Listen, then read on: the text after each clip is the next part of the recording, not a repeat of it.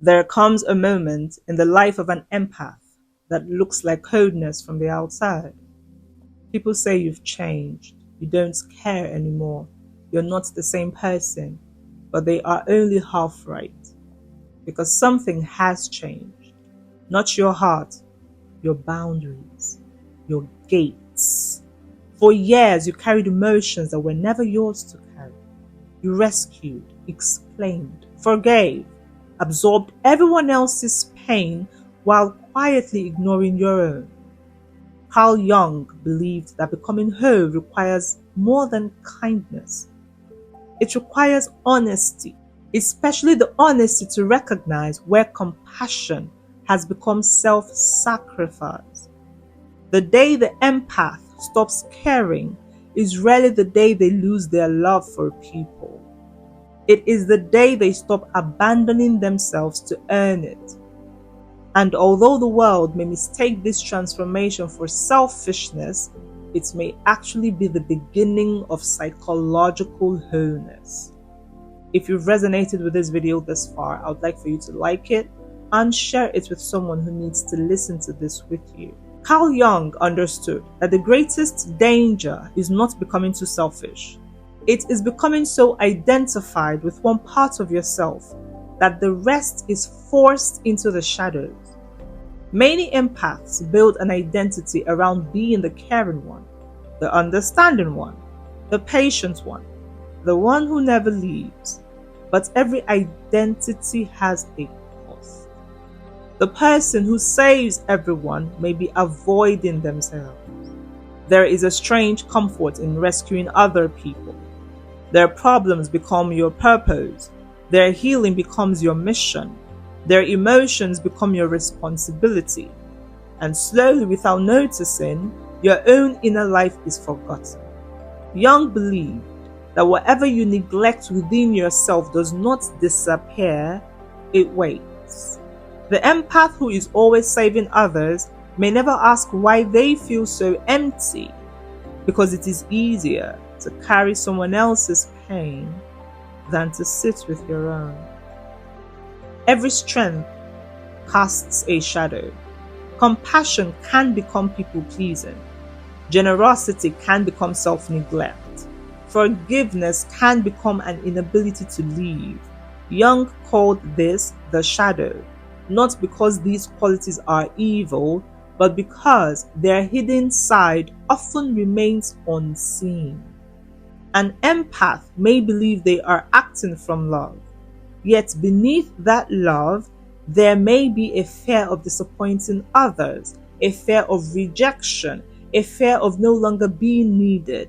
Until that fear is brought into awareness, it quietly controls every relationship. And then one day something shifts. You stop answering every call. You stop fixing every crisis. You stop apologizing for having boundaries. And suddenly, the people who benefited from your self-abandonment begin saying, "You've changed." Maybe. But maybe for the first time, you're no longer acting from unconscious fear. You are acting from conscious choice. That does not make you less compassionate. It makes your compassion honest. Ask yourself one difficult question. When you help other people, is it always because they need you, or sometimes because you need to be needed? The answer may reveal the beginning of your awakening. The awakening does not begin when the empath stops loving. It begins when love is no longer guided by guilt. For the first time, compassion becomes a choice, not an obligation. Not everyone wants to be saved. One of Jung's greatest insights was that transformation cannot be forced. Each person must willingly confront their own unconscious. Yet many empaths spend years trying to rescue people who are deeply committed to remaining exactly as they are. They offer advice, more patience, more understanding, more chances, until one day they realize they have been doing all the work for someone else's life. The awakening comes with a painful truth. You can support someone. You can love someone. but you cannot heal someone who refuses to heal themselves. Boundaries are the opposite of resentment. People often believe boundaries are walls. Young might say they are something else. They are the place where one soul ends and another begins. Without boundaries, relationships become confusion. Needs become demands. Love becomes obligation. And kindness slowly transforms into resentment. Healthy boundaries do not reduce love, they protect it. Because love that destroys the self cannot remain love forever. Stop carrying what belongs to others.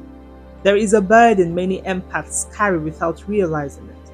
The belief that another person's happiness, peace, or emotional state is somehow their responsibility.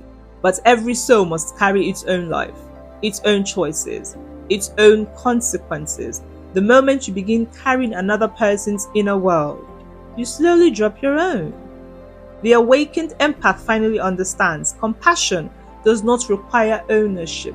You can care deeply without carrying what was never yours to carry. The greatest act of love may be letting go.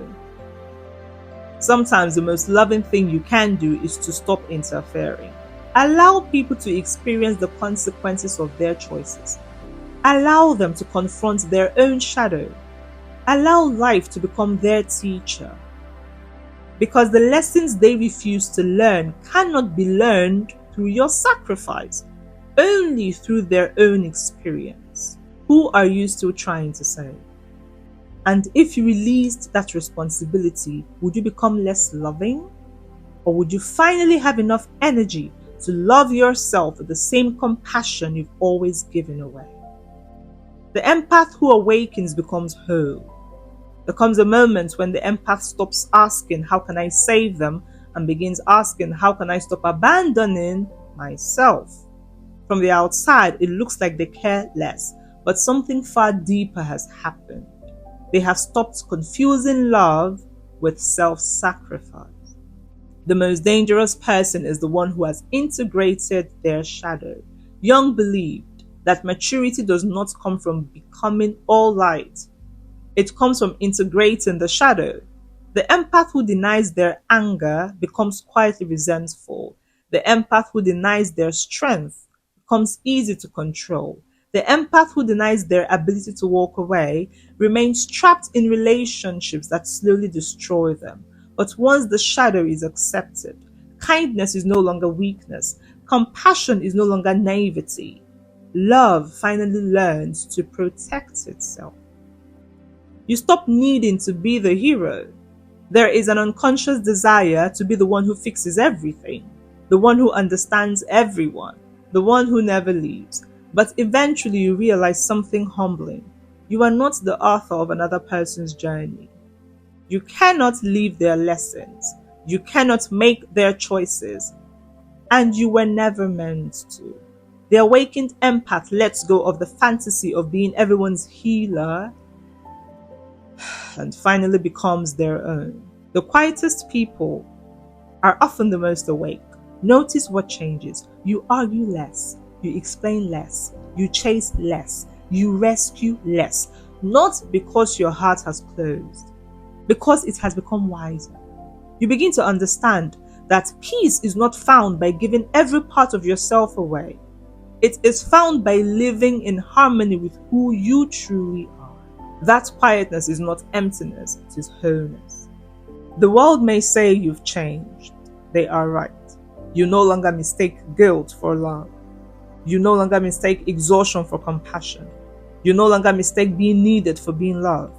Instead, you give without disappearing. You love without losing yourself. You care without carrying what belongs to someone else. And maybe that is what awakening really looks like. Not becoming less loving, but finally becoming whole enough to let love flow from freedom instead of fear. The awakened empath does not stop caring. They simply stop believing that sacrificing themselves is the price of being a good person. And in that moment, they discover a form of love that heals without destroying the healer. If you resonated with this video thus far, I would like for you to like it, share it with a person you think it would resonate with too, and drop a comment. These will help the Human Mirror reach more and more people who will find resonation with it. It has been my pleasure as always to sit with you. This has been the Human Mirror. Look closely, you are never invisible. I'll see you in the next reflection.